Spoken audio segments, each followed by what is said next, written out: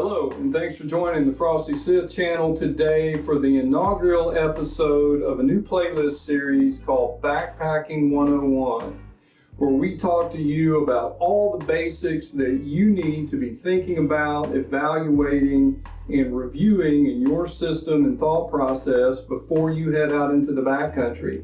So today in episode 1, we're talking about the big 4 items of backpacking. Stay tuned to the end and let's dive in now.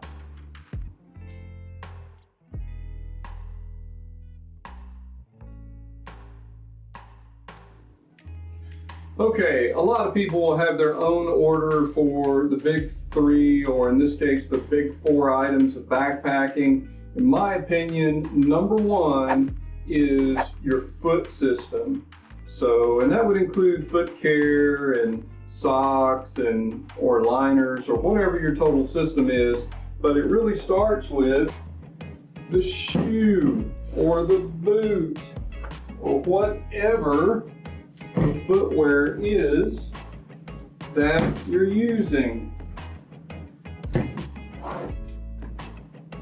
So for 3-season hiking and backpacking, it's pretty important that you have a reasonable pair of shoes that fit, they're comfortable, they don't cause blisters.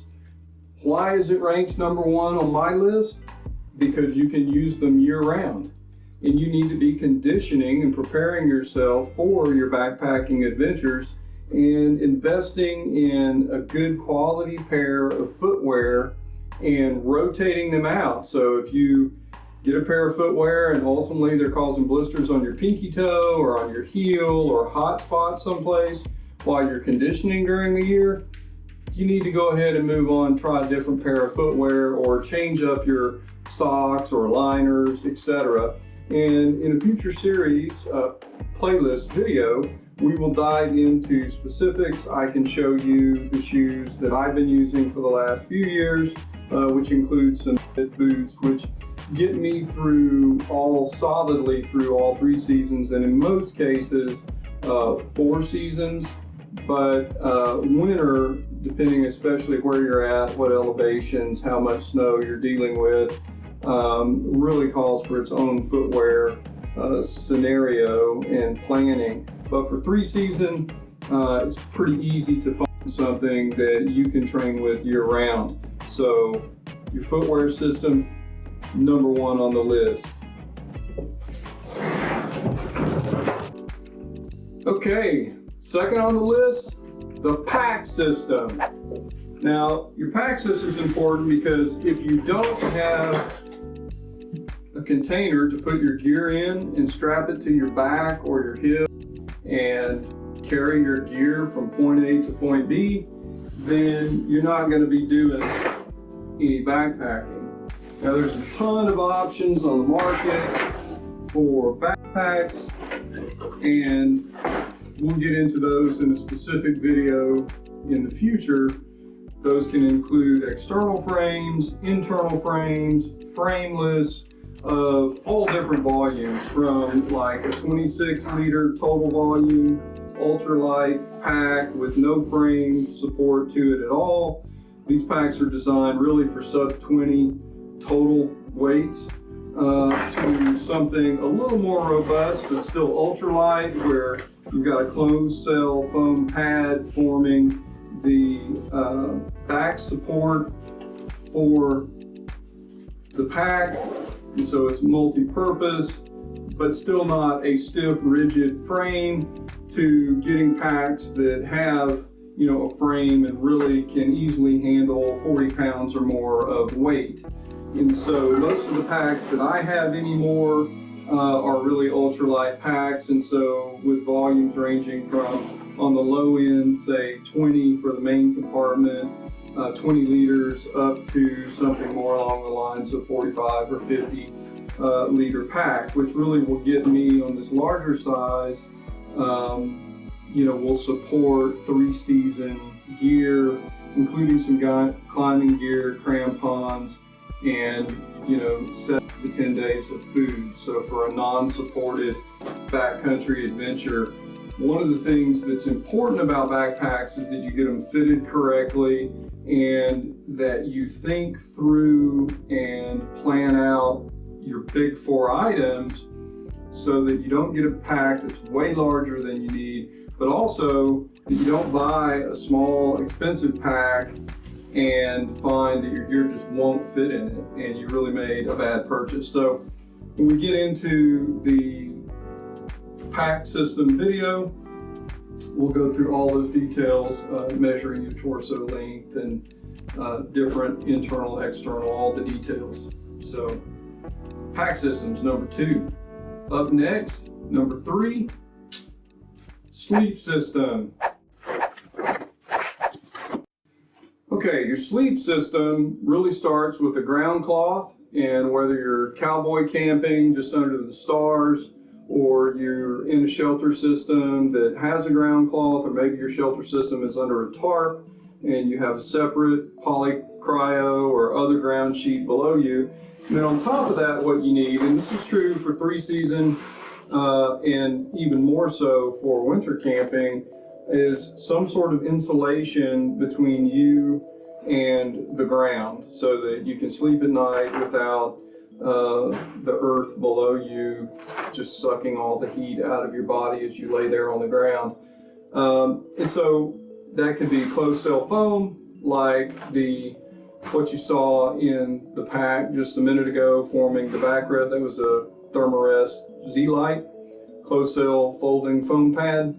Or more luxurious is air mattresses, and air mattresses have come a long way, especially in the last decade, on weight and durability. This is a Therm-a-rest Uberlite, and for this length, which is the long one and it's extra wide, it's like nearly 12 ounces, a little over 11 ounces, which is tremendously acceptable weight in my opinion for the comfort and good night's sleep that you get from a 2.5-inch thick air mattress.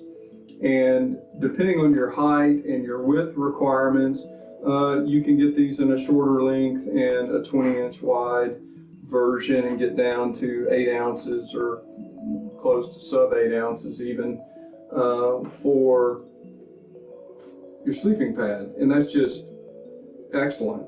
So for the comfort, definitely go with something like this. And in the video that we're going to do on sleep systems, we'll get into our values and what you really need for different temperature ratings to be comfortable through the night. But so this forms part of your sleep system. And then the next thing, and this really depends on temperature and the climate and what you're doing, but it could be anything from, you know, an ultralight down quilt, or in this case, sort of a hybrid down bag from Western Mountaineering, to maybe a little weightier down bag that will accommodate more range of temperature, but you're always going to be carrying around a little more weight, and that's what I do most of the time. Or you could start out with something maybe a little bulkier, synthetic bag. And you can get these, you know, this one's a Slumberjack bag, but volumetrically, I mean, it's quite a bit larger and bulkier, and you certainly, your weight to warmth ratio is not nearly the same as what a good quality down bag will bring you, but these are certainly more economical. The down bags will typically stuff down to something like this size, or roughly a Nalgene, certainly for a summer weight bag, and then a winter weight or a 3-season early spring to late fall type temperature range. Say a 30-degree bag may be a little bit longer than a Nalgene, but they're still packed down amazingly small.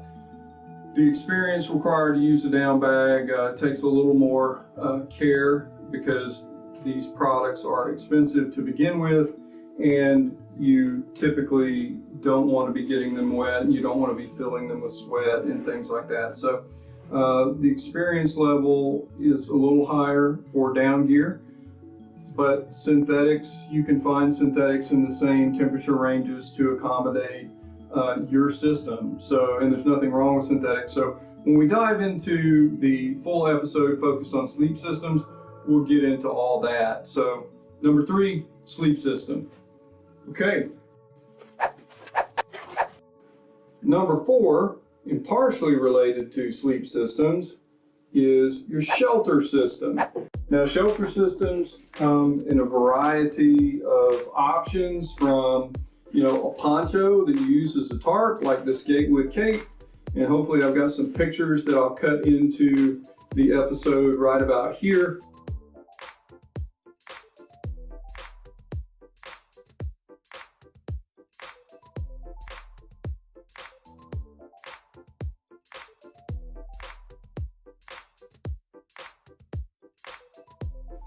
To show us sleeping in this. But the Gatewood cape is an excellent option, provides great storm protection. You do need to practice and to make sure that you have good experience with pitching tarps of any kind, and the Gatewood cape, which is a poncho tarp, is no exception to that. But I found that when combined with a good sleep system, it can weather pretty much any kind of weather that you would experience above tree line in the lower 48. So if I'm going solo or duo, it's probably with some kind of an ultralight tarp option. That's what I would be going with. And sometimes that would include, either alone or in combination with the tarp, a bivy. And bivvies are great because they pack down fairly small. This one's about the size of an Nalgene, and provides extra warmth because it's so close to your sleep system. So you get a few degrees added warmth to your sleep system when you use this, and it just doesn't require much pitching at all. Matter of fact, none. So if you need it up above tree line, I mean, you go till dark or after dark and you're just wanting to hit the hay, but you may not want to cowboy camp purely under the stars, you can throw this out, put your sleep system in it, and get in it and at least be protected from, weather and precipitation during the night. So that's an option, and you can use this in combination with a tarp as well. This particular one is OR, Outdoor Research Micro Bivy, and it has a waterproof bottom.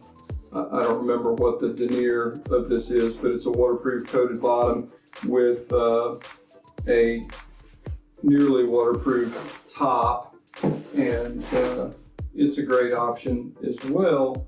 And then the next thing that we would use for situations where we want the extra luxury of a lot of room in the tent, maybe we've got a lot of gear, climbing gear or something else.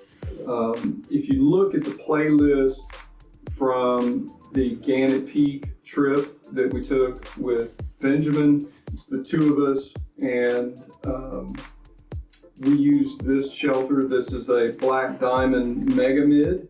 It's a pyramid-shaped shelter. It's designed to be a 4-person shelter. It is extremely spacious for 2 people. It'll really accommodate 3 adults with plenty of room for gear and the adults. And even in bad storms up in the mountains, we've used this to put 8 adults in and just sit around and play cards for a few hours waiting for the storm to blow by. And this is the Black Diamond Mega Light is this particular version. I said Mega Mid, but Mega Light is the version that I have.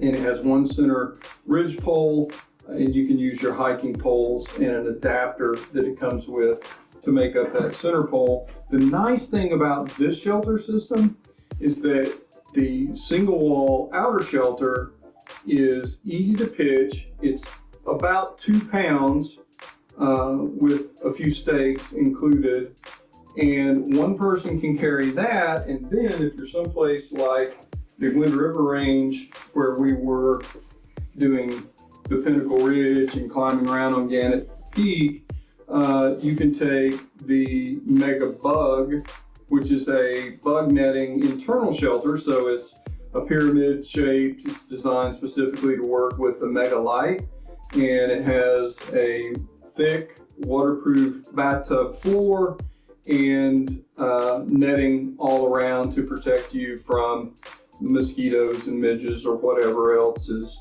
after you from the insect world. And again, if you check out the Gannett Peak playlist, you'll see plenty of this particular shelter system in action. So, and this other half is just over 2 pounds. And so it makes it nice if you've got a couple of people, hiking buddies, because, you know, this isn't a 1 pound shelter, it's a 2 pound shelter. This is just over 2 pounds. And so each person can carry just a couple of pounds and have an extremely spacious and bug protected environment to get a solid night's sleep in with your sleep system. So there's also freestanding tent options. The Eureka Timberline series is, you know, millions of people across the U.S. have used that for decades, either the 2-man or the 4-man version. There's a variety of freestanding tent options, and I generally don't use those anymore, and it just has to do with the weight, because when backpacking, you know, the comfort is largely related to the actual pack that you have and the weight of the gear that you're carrying. And so in my book, I tend to shy more toward the ultralight systems. So those are the big 4 items that you should be thinking about. And certainly if you're new to backpacking, or if you're getting back into backpacking, you know, one of the major things to be careful of is don't run out and go buy the largest pack that you can, or just buy it because it's on sale, or to buy the lightest, most ultralight backpack that you can buy. Because if you haven't thought out all the other systems, your sleep system and shelter system in particular, which tend to be some of the bulkiest components in your backcountry kit, then you could end up in a situation where you've just bought the wrong pack. It may fit well, but it may not hold all your gear. So appreciate you joining today for this content, and come back and join us in the future as we extend this Backpacking 101 playlist series. If you haven't taken the opportunity to subscribe yet, hit the subscribe button and make sure to click the bell so that it's solid, and you'll get notifications when we add new content to the Frosty Sith channel. So thanks again, and remember, get up, get out, live a little. See ya.